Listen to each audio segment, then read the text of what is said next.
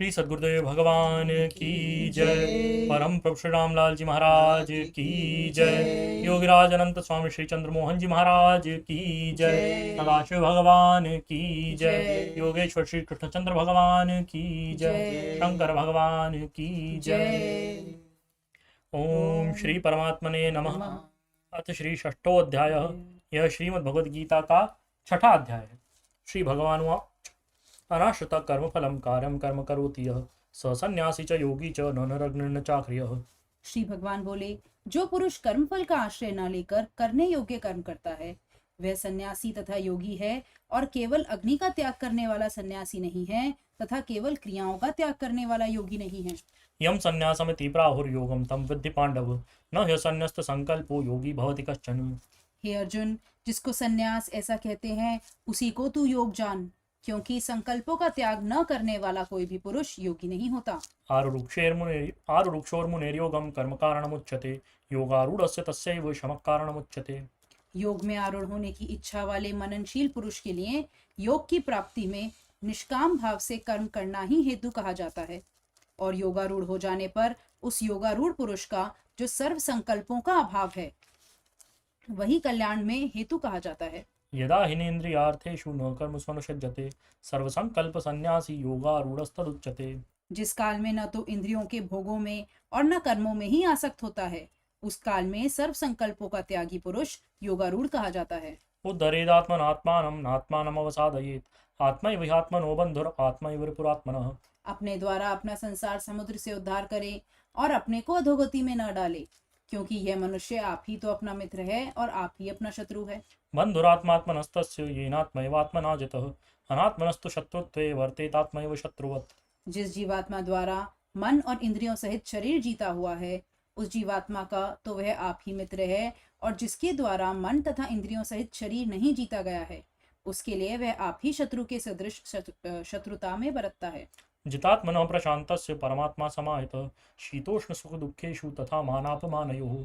सर्दी गर्मी और सुख दुख आदि में तथा मान और अपमान में जिसके अंतःकरण की वृत्तियां भली भांति शांत हैं, ऐसे स्वाधीन आत्मा वाले पुरुष के ज्ञान में सच्चिदानंद घन परमात्मा सम्यक प्रकार से स्थित है, अर्थात उसके ज्ञान में परमात्मा के सिवा अन्य कुछ है ही नहीं।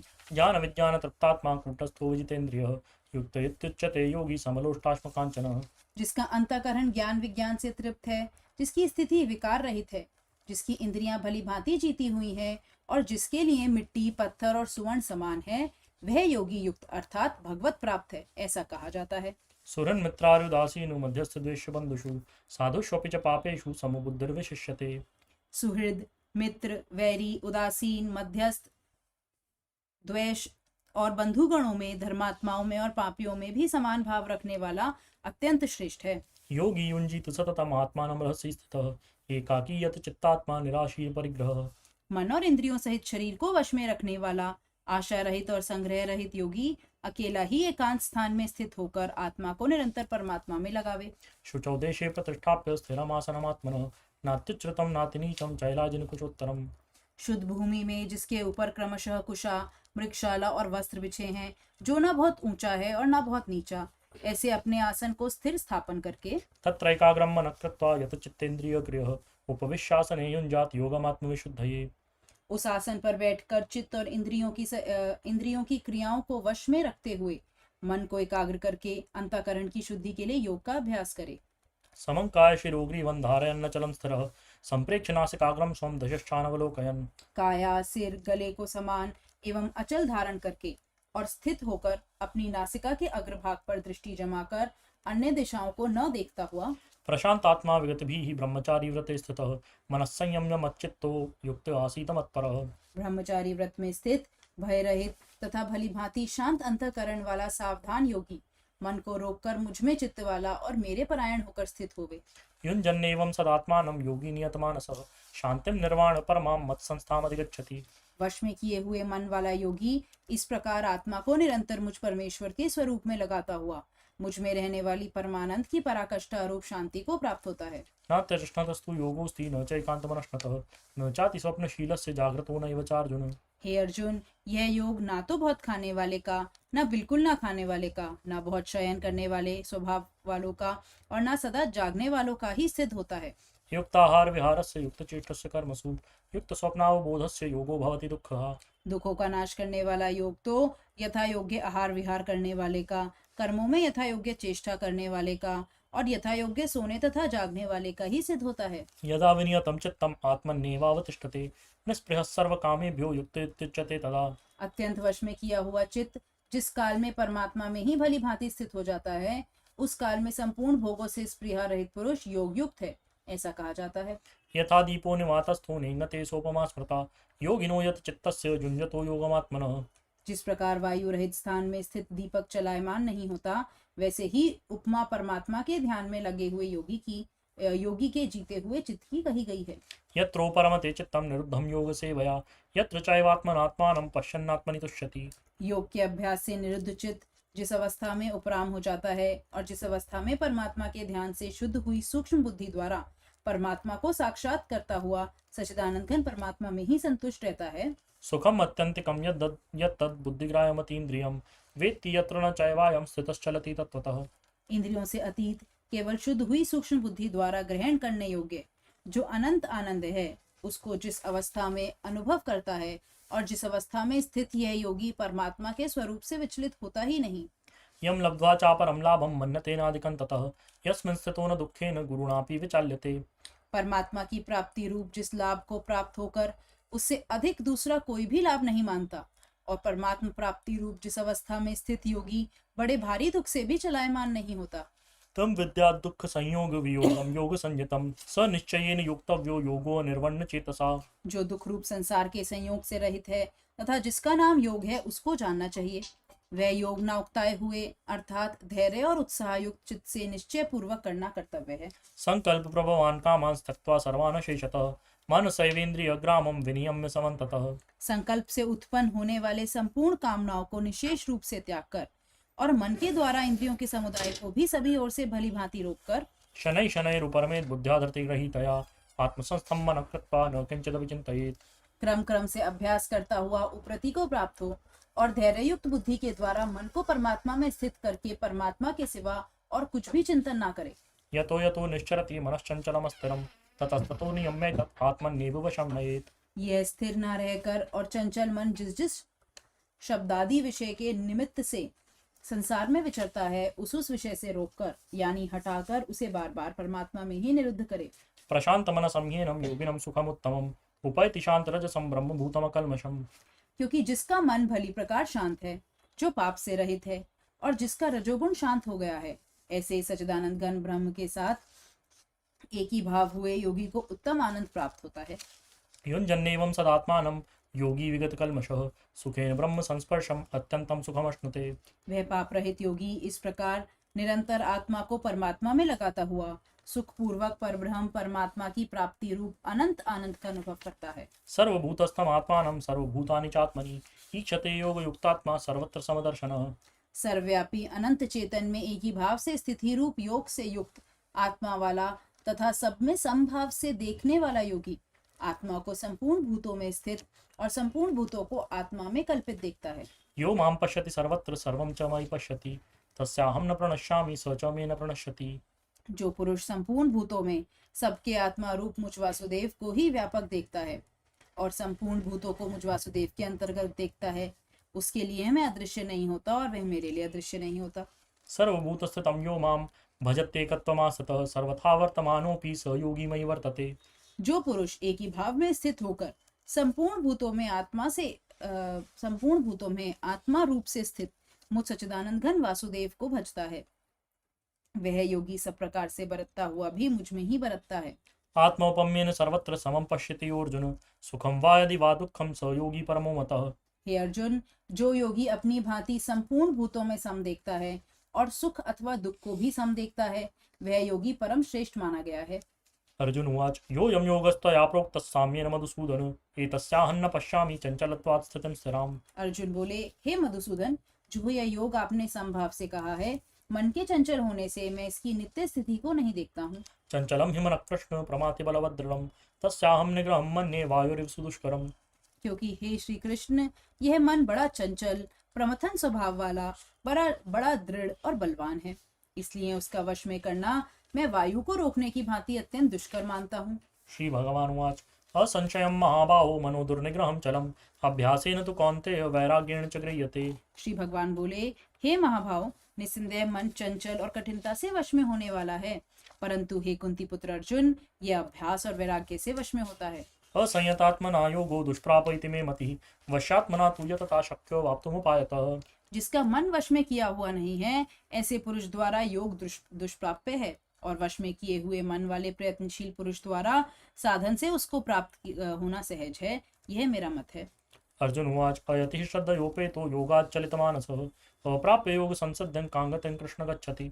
अर्जुन बोले, हे श्री कृष्ण, जो योग में श्रद्धा रखने वाला है किंतु संयमी नहीं है, इस कारण जिसका मन अंतकाल में योग से विचलित हो गया है, ऐसा साधक योग की सिद्धि को अर्थात भगवत साक्षात्कार को न प्राप्त होकर किस गति को प्राप्त होता है। तच्चिन्नो भय विभ्रष्टः छिन्नाभ्रमो नश्यति अप्रतिष्ठो महाबाहो विमूढ़ो ब्रह्मणपथि।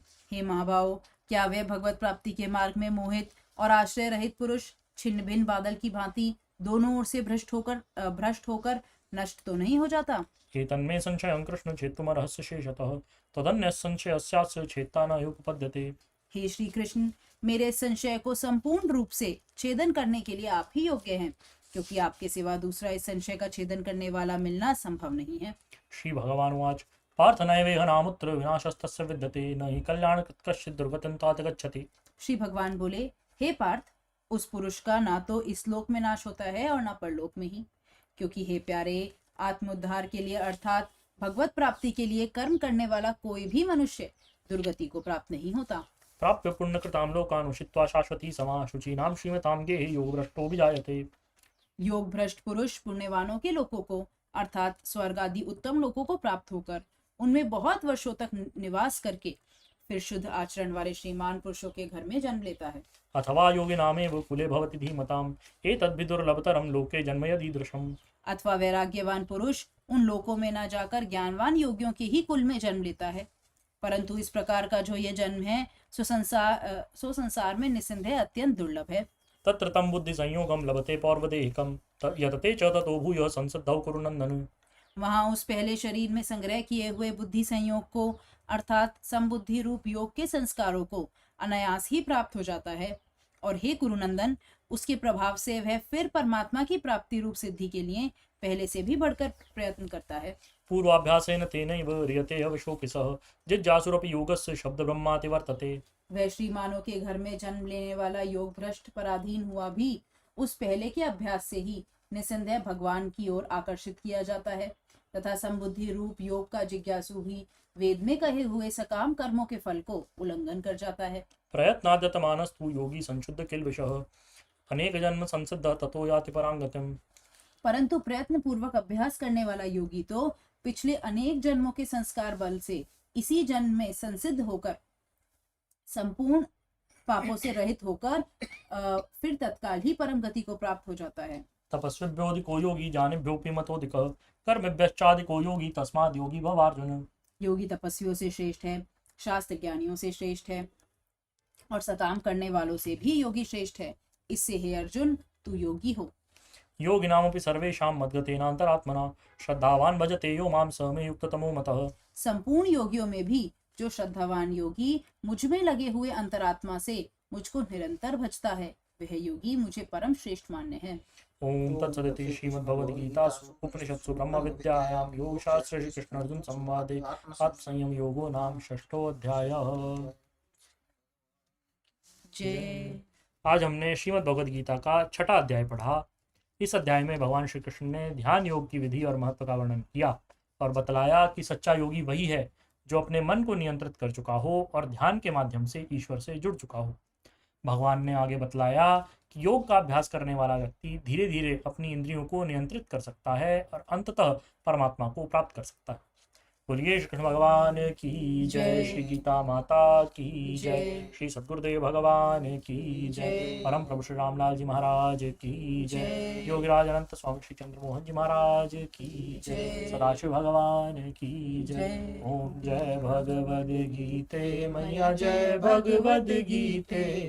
हरिय कमल विहारिणी प्रभुय कमल विहारिणी सुंदर सुपुनीते। ओम जय भगवद गीते। कर्म सुमर्म प्रकाशिनी कामासक्ति हरा मैया कामासक्ति हरा। तत्व ज्ञान विकासिनी ब्रह्म ज्ञान प्रकाशिनी विद्या ब्रह्म परा। ओम जय भगवद गीते। निश्चल भक्ति विधायिनी निर्मल मनहारी मैया निर्मल मनहारी। शरण रस प्रदायिनी शरण रस प्रदायिनी सब विधि सुखकारी। जय भगवद गीते। राग द्वेष विदारिणी कारिणी मोद सदा मैया कारिणी मोद सदा। भव भय हारिणी तारिणी भव भय हारिणी तारिणी परमानंद प्रदा। ओम जय भगवद गीते। आसुर भाव विनाशिनी नाशिनी तम रजनी मैया नाशिनी तम रजनी। दैवी सद्गुण दायिनी दैवी सद्गुण दायिनी हरि रसिका सजनी। जय भगवद गीते। समता त्याग सिखावनी हरि मुख की वाणी मैया हरि मुख की वाणी। सकल शास्त्र की स्वामिनी सकल शास्त्र की स्वामिनी श्रुतियों की रानी। ओम जय भगवद गीते। दया सुधा बरसावनी मात कृपा कीजिए हे मात कृपा कीजिए। हरिपद प्रेम दान कर प्रभु पद प्रेम दान कर अपना कर लीजिए। ओम जय भगवद गीते। जय भगवद गीते मैया जय भगवद गीते। हरिय कमल विहारिणी प्रभुय कमल विहारिणी सुंदर सुपुनीते। ओम जय भगवद गीते। बोलिए श्री गीता माता की जय। श्री सद्गुरुदेव भगवान की जय। परम प्रभु श्री रामलाल जी महाराज की जय। योगीराज अनंत स्वामी श्री चंद्रमोहन जी महाराज की जय। सदाशिव भगवान की जय। योगेश्वर श्री कृष्णचंद्र भगवान की जय। शंकर भगवान की जय।